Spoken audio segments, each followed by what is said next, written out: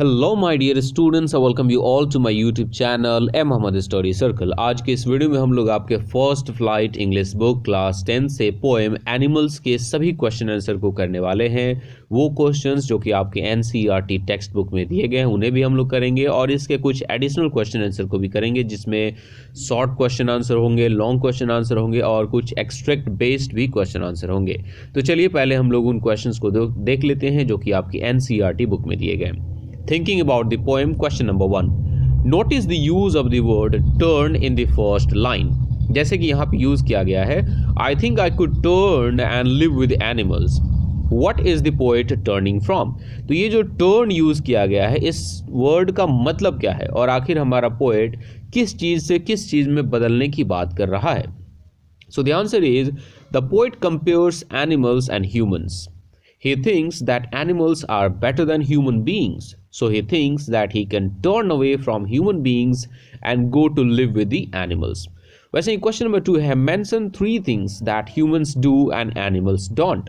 तो 3 चीज हमें बताना है जो कि इंसान करते हैं लेकिन एनिमल्स नहीं करते। तो वो चीजें कौन सी हैं? तो फर्स्ट हो जाएगा, human beings cry about their conditions but animals do not do so. इंसान अपने हालात के बारे में, अपने कंडीशंस के बारे में रोता रहता है, गाता रहता है, कंप्लेन करता रहता है, लेकिन एनिमल्स ऐसा नहीं करते। सेकेंड पॉइंट है, human beings lie awake in the dark and weep for their since but animals do not weep for their since. कि इंसान से अगर कोई पाप हो जाता है, कोई गलती हो जाती है तो वो रात रात भर जगता है और आंसू बहाता रहता है, रोता रहता है, लेकिन एनिमल्स ऐसा कुछ नहीं करते। थर्ड और लास्ट पॉइंट है, human beings make the poet sick by discussing their duty to God but animals do not do so. इंसान जो होते हैं वो इंसानों को, दूसरे इंसानों को परेशान कर देते हैं कि तुम्हें अपने रिलीजन को फॉलो करना चाहिए, अपने गॉड की पूजा करनी चाहिए, और इस तरीके से हमारे ऑथर काफ़ी परेशान हो जाते हैं, एकदम फ्रस्ट्रेटेड फील करते हैं। बट एनिमल्स ऐसा बिल्कुल भी नहीं करते। तो यही 3 चीज़ें हैं जो कि इंसान करते हैं बट एनिमल ऐसा नहीं करते, जानवर ऐसा नहीं करते। थर्ड क्वेश्चन है, do humans kneel to other humans who lived thousands of years ago? Discuss this in groups. अब इस क्वेश्चन को ग्रुप में डिस्कस करना है। क्वेश्चन क्या है कि क्या हजारों साल पहले रहने वाले इंसान भी दूसरे इंसानों के सामने घुटने टेक देते थे, उनसे डरते थे? तो इसका आंसर होगा yes, human beings do that. They do so to show respect to the elderly. It is a cultural, moral feature of our society. Question number 4 है, what are the tokens that the poet says he may have dropped long ago and which the animals have kept for him? अब यहाँ पे tokens क्या है जिसके बारे में हमारा ऑथर कहता है कि इन tokens को बहुत पहले उसने गिरा दिया, मतलब ह्यूमन बीइंग्स ने इस टोकन को मिस कर दिया, इसे गुमा दिया है, और ये टोकन्स अब जानवरों के पास में है जो कि इंसानों के लिए इस टोकन को संभाल करके रखे हुए हैं। और इस क्वेश्चन को हमें क्या करना है, डिस्कस करना है, राइट। ऑब्वियसली आपको पता होगा कि जो हमारा पोएम है एनिमल्स, ये लिखा गया है वॉल्ट विटमैन के द्वारा।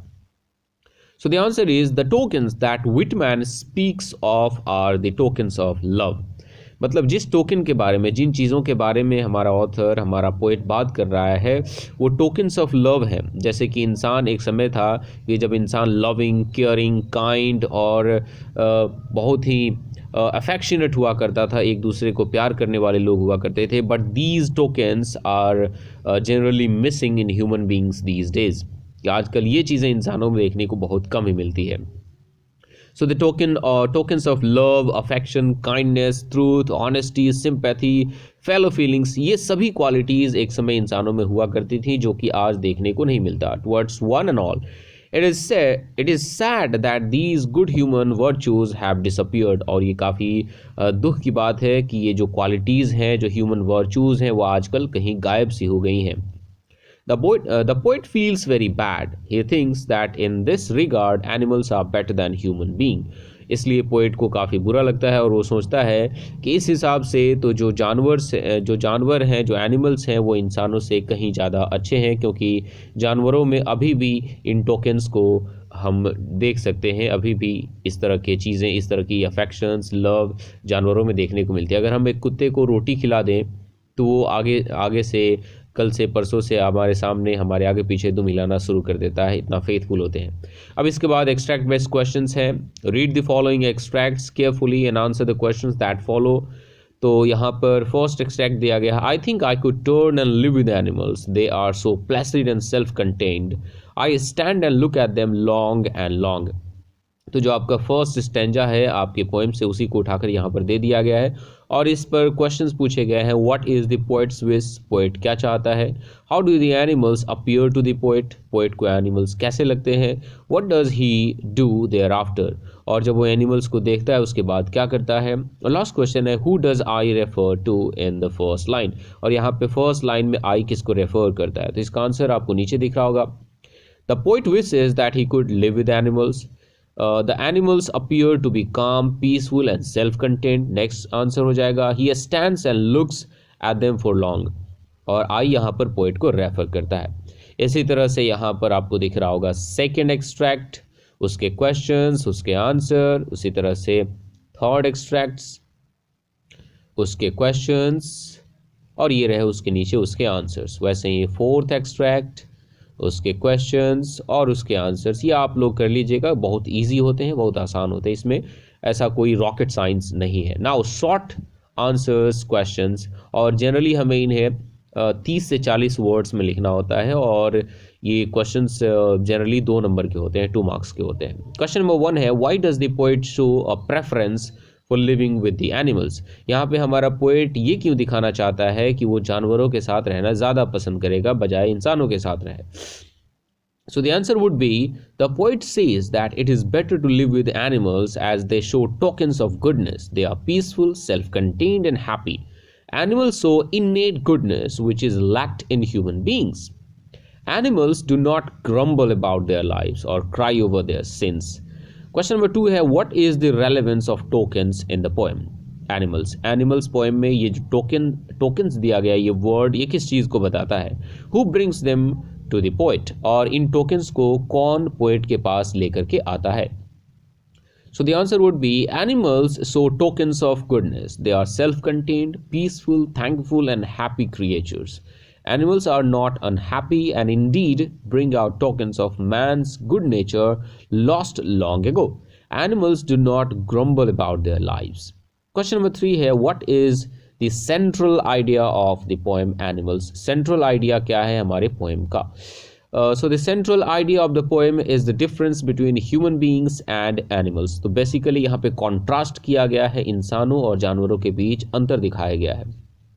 इंसान के बिहेवियर, इंसान के एटीट्यूड और जानवरों के बिहेवियर और उनके एटीट्यूड के बीच एक कॉन्ट्रास्ट किया गया है। While they both were initially similar in their innate goodness, the man had lost it over by the years, while animals remain the same. They show these tokens of goodness, peaceful, self-containment and happiness, and compel the poet to contemplate on man's lost goodness. Question number 4 है how are animals better than humans according to the poet. Poet के अनुसार जानवर इंसानों से ज़्यादा अच्छे कैसे। According to the poet the animals are more human than humans. अरे बाप रे, they have no such bad qualities as humans have. In their world all are happy, equal and content. They show their relations to the poet and he accepts them. Question number 5 है what is the theme of the poem animals. So the theme of the poem is the superiority of animals' life over to human beings. The poet Whitman compares animals with human beings. He finds animals far better than human beings. The poet finds the reasons for human suffering. Human beings are always dissatisfied. All their actions are with a selfish motive, but animals are far, far away from these bad qualities. So the poet wishes to turn and live with the animals. Question number 6 है why does the poet want to live with the animals? Obviously ये questions repeat हो रहा है. So the poet thinks that the animals are very peaceful and self-confined. They do not complain about their condition. They do not weep for their sins. That's why he wants to live with the animals. Next question है what is the difference between animals and humans regarding their attitude to their condition, whether it is sins or God. चाहे वो पुण्य हो, पाप हो, चाहे भगवान को लेकर हो, अपने हालात को लेकर हो, इंसानों के और जानवरों के एटीट्यूड, उनके बिहेवियर में अंतर क्या है। Human beings cry about their condition. They lie awake at night in the dark and weep for their sins. They make the poet sick by discussing their duty about God, but animals do not do any of these things. That is why the poet likes them. Next question है, how are animals different from humans about owing things or kneeling to one another? I mean, जानवर जो है वो इंसानों से कैसे अलग हैं चीज़ों को ओ करने के बारे में, चीज़ों को पजेस करने के बारे में और इंसानों के सामने घुटने टेकने के बारे में। जैसे कि इंसानों में ये मेनिया होता है कि वो एक चीज़ को अपना बना लेगा तो फिर कहेगा कि मुझे और चाहिए, मुझे और चाहिए, मुझे और चाहिए ना। इंसानों का पेट कभी भी नहीं भरता। गांधी जी ने एक बार कहा था कि इस धरती पे इंसान का पेट भरने के लिए बहुत कुछ है लेकिन तिजोरी भरने के लिए कुछ भी नहीं है ना। ये बात बिल्कुल सच है। Human beings are mad about possessing things, but animals do not care for possession. It is madness only for humans. Animals do not kneel to others as humans do. For them, all are equal. उसके बाद अब हैं long answer questions. इन्हें हमें 100 to 150 words में किए जाते हैं। 8 नंबर के होते हैं ये भाई साहब। First question है, human beings are called the most civilized species in the entire world. पूरे वर्ल्ड में सबसे सभ्य और civilized जो रेस है वो इंसान है, वो ह्यूमन बीइंग है। But sometimes they lack the values which are better exhibited by the animals. लेकिन कभी कभी इंसानों में उन वैल्यूज़ की कमी दिखती है जो कि वैल्यूज़ जानवर बहुत अच्छे से दिखाते हैं। Elucidate the statement with reference to the poem animals. और पोएम एनिमल के हिसाब से इस पोएम से हमें रेफरेंस देना है और इस स्टेटमेंट को एलुसिडेट करना है, मतलब स्पष्ट करना है। Human beings are called the most civilized species in the entire world, but sometimes they lack the values which are better exhibited by the animals. Human beings lack the qualities of being respectable, happy, contented, and peace-loving, which is still reflected in animals. Animals do not grumble about their lives, lie awake at night, cry over their sins, or discuss their duty towards God as humans do.